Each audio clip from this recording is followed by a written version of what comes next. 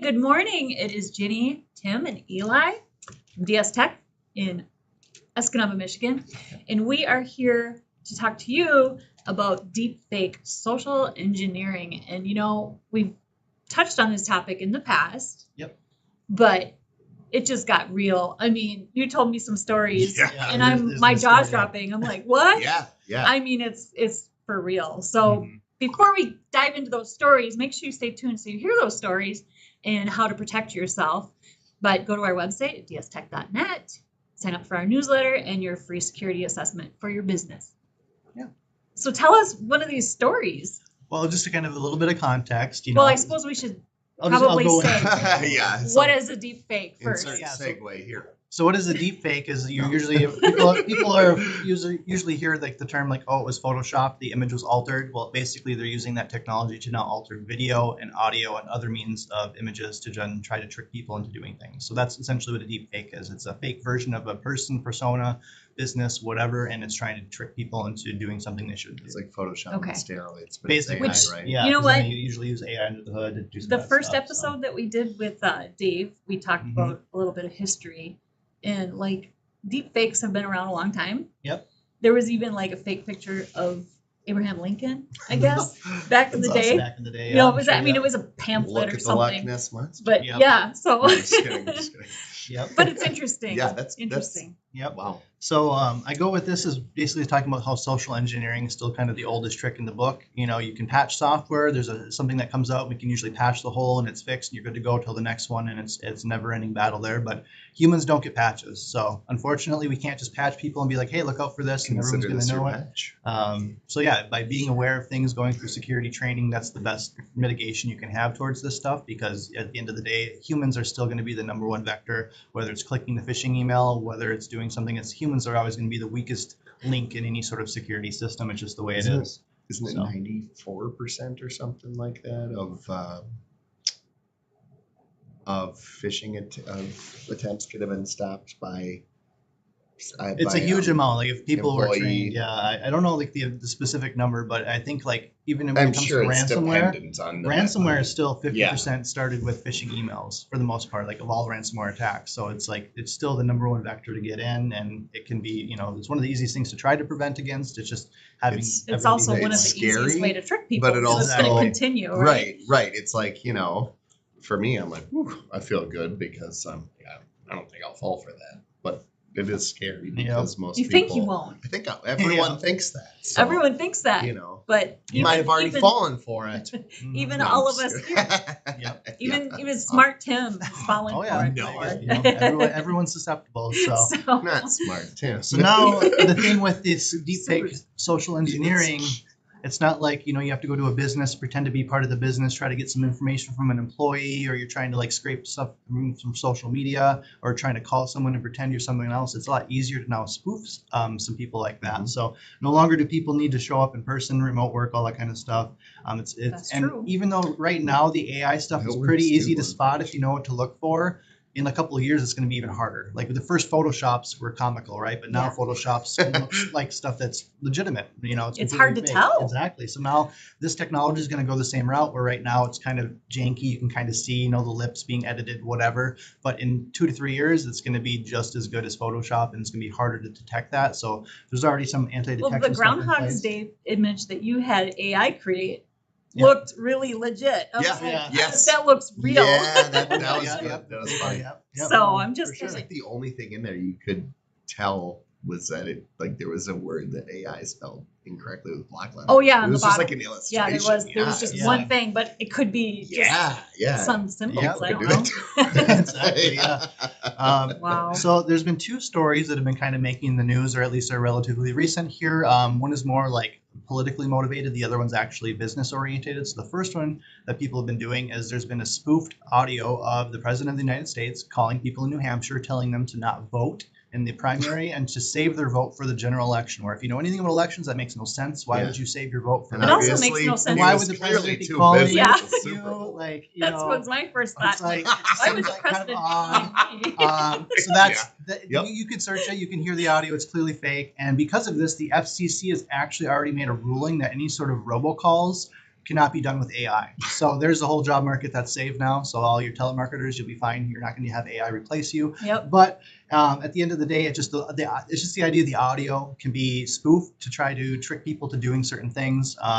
And there was actually a group, we have no affiliation with this group. I just heard of them in this specific instance. It's called Pindrop Security, where they're able to take the audio and actually detect which AI engine created it. So they could trace it to 11 Labs. And then 11 Labs then subsequently banned that user who made the audio, but it's not going to Wow. prevent that user from making another No. account. And once the audio's out there, you're not taking it away, right? The internet's forever. that's So it's hard as much as you're trying to minimize the damage. Once it's out there, it's out there. But having those sort of AI detection platforms, I think, is going to be huge in the next couple of years, whether it's audio, video, built into your email spam filtering, things like that, to help detect fakes, because it's going to get harder to do. So I think you just answered the question I had, which in my head I was like, well, how's the FCC going to enforce that? right. But Basically, they'll probably there's- use a service Yeah, like that, like, right? I mean, if this one group, the Pindrop Security or whatever, I'm sure there's other companies all racing to try to do the same thing, right? To Yeah. be able to detect the AI and then just say which AI created it, because there is markers and things you can kind of look for that stuff. And I can see some of these AI tools might purposely be leaving like watermarks that are invisible to the human detection in them, but it's just so that way they're working hand in hand with these people, so their tools aren't being used maliciously. Possibly, I don't know. I just see that that's something that they could be doing. Going forward, there's going to be more of the detection systems There's out ways. there, and it's being built into your phone. That's the So when answer. you answer your cell phone, I mean, your cell phone might be like, "Oh, the audio is fake. Hang up." It might detect it halfway through and tell Yeah. you or something. I don't Well, know. I I'm just, mean, I no, can see I that could see happening. Google doing that because Google tells like the me. probable spam and things Yeah, like that. probable Yeah. spam, probable AI now. Yeah. I could just see it Yeah. being like a defense I could see that. mechanism. So another story though that's worse than the first one I just said, where this happened to a This- Hong Kong Yeah. employee, where they were working at a multinational investment firm, so multiple countries across whatever, and this high up person in Hong Kong got an email from the CFO of the main headquarters saying, "Hey, we need you to send us $25 million," which he originally his scam detector common sense kind of went off, like, why are they asking me this? This seems weird. So originally he pushed back on the email saying, "Hey, that seems weird. Can we verify that I actually need to do this?" And they're like, "Sure, let's set up a Teams call." The employee then joined a Teams call where the attackers basically spoofed the CFO, the CEO, and other people in a meeting that was publicly available to convince this person that, yes, we actually want you to send us $25 million. So after the Teams meeting happened, he's like, "Well, I just saw so-and-so tell me this," sent the money away, and it was actually a scam. They took a publicly available meeting from one of their previous whatever recordings, and what they do is they'll dub audio over it. So it's a legitimate recording. It's really hard to tell the recording itself looks real, and the audio is just changed, and the only part AI tweaks is kind of the lips to try to match the cadence of the new words. So if you know how to look for like lips in video and things like that, it's easier to detect.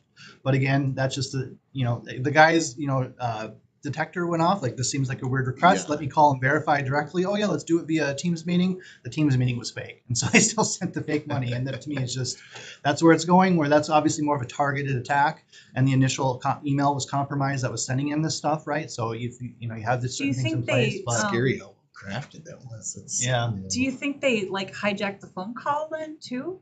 I don't think they hijacked the phone call. What I'm thinking happened, they didn't really disclose all the details. I'm thinking that CFO or the original person sending them the email probably had a business email account compromised, or someone legitimately got in their email and was trying to send stuff out.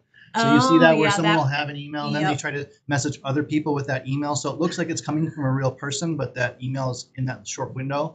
And then so when he replied back to that Gotcha. attacker, they're like, yeah, let's set up a Teams meeting now using that same compromised email, sent the meeting invite out, and then you set up a pre-recorded Okay. meeting kind of a deal. Yeah, somehow. we've seen Yeah. that before where a string of emails was actually compromised and the And you hacker. could see where it like started in there and started replying to other people and stuff Yeah, within the it was string. like inside the conversation, so it was really Yeah. hard to detect, except a few little a few little things. if you're not paying attention. Yep. little And nuances it's hard to here pay and there. attention to all the little Oh, details yeah. all the time Especially- because well, Mhm. yeah, especially if you're like, I'm going to get my most important bullet points from this email before I head into my next meeting. And then I'm going to fully read the email after my meeting or whatever, whatever the case may be, people we're are just busy and it's the Yep. information era. So Yeah. it's just like, So, yeah.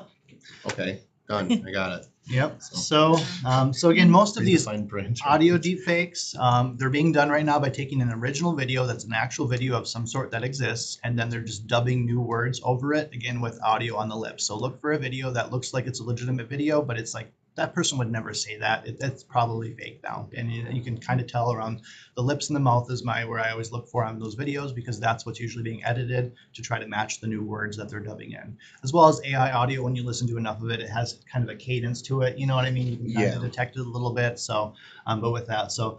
Basically, in summary, we're way past checking just email headers and SSL certs. Now everyone needs to basically be aware and have common sense, which is going to be the key to security. It's always been just having that common sense, having people be, unfortunately, the easiest vector in for any attacker, and it's going to be that way going forward with the deepfake stuff. So just making sure all your staff are aware and taking security seriously. And then I'm sure there'll be some sort of software solutions going into the future that can help you detect that on the defense. But and once that happens, they're coming up with ways to get us. We're coming up with ways to keep them from getting us. So stay tuned to that. Obviously in the next year or two, there'll probably be some sort of solutions we're offering that are mixed in with our offerings to help you detect that stuff. So yeah. Trust no one. Yep. Even if it's a video of us, verify. Trust no one. And then also make sure you implement some security training for your employees. That's the number one thing. Yeah. If everyone's aware of it, that, you got some new staff that comes in, they may not be taking it seriously. Well, they're going to be the first ones probably targeted that may accidentally let something in because they're not taking it seriously.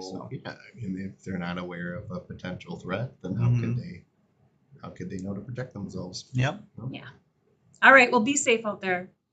I want to go back to our old saying that we used to say at the end of every video. Make it. Trust no one. Yeah. Just saying. All right. Make it a great day. Go to our website, dstech.net, sign up for our newsletter, and get your free security assessment. You can also ask questions on there. So if you're interested in training your employees, that's a good question to ask. So drop your questions below this video too and share it. Yeah. Protect your family. Make it a great day.